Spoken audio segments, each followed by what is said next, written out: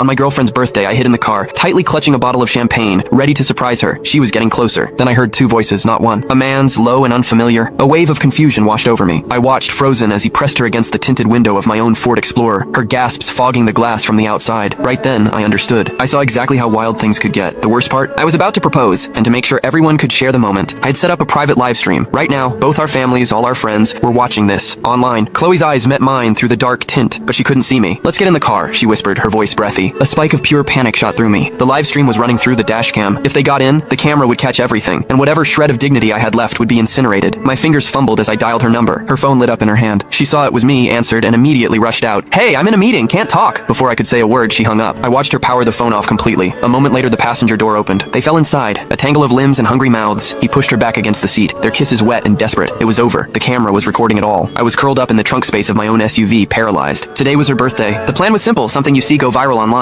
She'd walk up to the car, I'd pop the trunk from the inside, and she'd find it filled with roses and gifts. I'd be there on one knee, nestled among the flowers, holding out a diamond ring. It was supposed to be romantic. The camera was angled perfectly to capture the joyous surprise on her face. Our friends and family were all waiting at my apartment. The plan was that as soon as I proposed, I'd walk in the door with my new fiancé, and they'd set off confetti cannons. Now, it was just awkward. Excruciatingly awkward. The live stream was broadcasting the sight of her clothes being peeled away piece by piece by this stranger. The man, this affair, chuckled. "Why didn't you take your boyfriend's call? Scared he'll find out?" Chloe kissed him, her voice thick with excitement. "Not at all. If you want to play that game, I can call him right now." He laughed, a smug, ugly sound, and pushed her down onto the back seat. "You're a wild one, aren't you? If we're going to chase a thrill," she murmured, "we might as well go all the way." They were fully on the back seats now, oblivious to me in the trunk. I shakily pulled out my own phone, my hands trembling. The screen showed me a mirror of the live stream, the two of them, tangled together in my car, broadcast to a private room with a password. The viewer count was over 100. I don't have that many friends. I knew with a sickening certainty that our guest had started sharing the password. The gossip was spreading like a wildfire. Over 100 people, and not a single comment. The silence was deafening. I could picture them all sitting in my living room, surrounded by cake and confetti cannons, just staring in horrified, awkward silence at their phones. Then, the worst thing yet. I saw one account spamming the stream with digital gifts. It was Chloe's mother, my future mother-in-law. She kept sending them one after another, because each time a gift was sent, a gaudy animation would flash across the screen, momentarily obscuring the awful view. She was old school with technology. She didn't know there was a button to hide all the effects. The poor woman was burning through her retirement savings, trying to shield her daughter's shame, and all for nothing. I couldn't stop it. The streaming software was running on the car's infotainment system. I'd have to get into the front seat to shut it off. Just then, the man finally noticed something was off. "Wait a second," he said, pausing. "Why is the car on?" Chloe laughed it off. "My boyfriend's car has a remote start for the AC. I turned it on for you before I came down. Didn't want you to get too hot." He sounded impressed. "My Porsche doesn't even have that, and it cost over 100 grand. This thing is what, 30? She wrapped her arms around his neck, pulling his face close for another deep kiss. "Exactly. And here you are in his $30,000 Ford, sleeping with his girlfriend." Her words seemed to ignite him. He started pulling at her shirt again, whispering against her ear, "God, you're something else."